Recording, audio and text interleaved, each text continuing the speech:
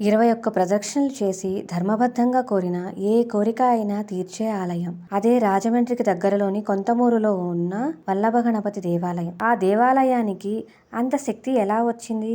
ఎవరి శక్తి ధారపోయబడింది?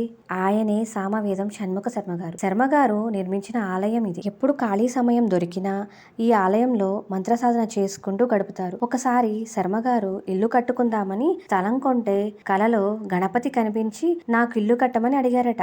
దాంతో గణపతి స్థపతితో ఆలయం కట్టించారు. అప్పటి నుంచి అక్కడ ఎన్నో హోమాలు పూజలు చేయటం వల్ల అక్కడ ఎంతో శక్తి ఏర్పడింది. ఆ శక్తి వల్ల భక్తులు కోరినవి తీరుతున్నాయి. ఇక్కడి గుళ్ళో ఉండే విశేషం ఏమిటంటే హుండీ లేకపోవడం, గోత్రనామములు లేకుండా పూజ చేయటం. ఆలయ మూల విరాట్టు వల్లభాదేవి సమేతంగా వినాయకుడు కొలువుతీరి ఉన్నాడు. వల్లభాదేవి స్వామికి మన కోరికలను చేరవేస్తూ ఉంటారు.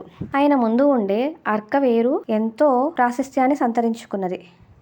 అక్కడి శ్వేతార్క వృక్షం మనం దర్శించడం వల్ల సంతానాన్ని ప్రసాదిస్తుంది. ఆలయ ప్రదక్షిణ సమయంలో చుట్టూ ఉండే 15 గణపతి స్వరూపాలు ఎంతో విశేషమైనవి. ఈ గుడిలోని ముఖ్య విశేషాలు ఏమిటి అంటే ఆలయ మూల విరాట్ వల్లభాదేవి సమేతంగా వినాయకుడు కొలువుదీరి ఉన్నాడు.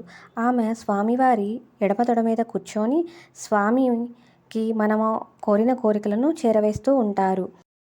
స్వామివారి ముందు ఉండే శ్వేతార్క వేరు, ఆ గుడిలోని శ్వేతార్క వృక్షం దర్శించడం వల్ల సంతానాన్ని ప్రసాదిస్తుంది. ఆలయ ప్రదక్షిణ సమయంలో చుట్టూ ఉండే 15 గణపతి స్వరూపాలు ఎంతో విశేషమైనవి. 16వది మూల విరాట్టుగా ప్రతిష్ఠించారు. ఇక్కడ పంచముఖ ఆంజనేయుడి ఆలయం ఉంది. ఆయన అక్కడ క్షేత్రపాలకుడు. ఆయనకు పంచముఖాలు ఉంటాయి.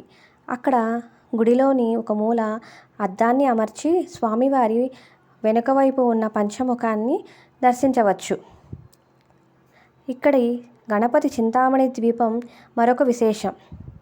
యాగశాల, గోశాల దర్శించవచ్చు.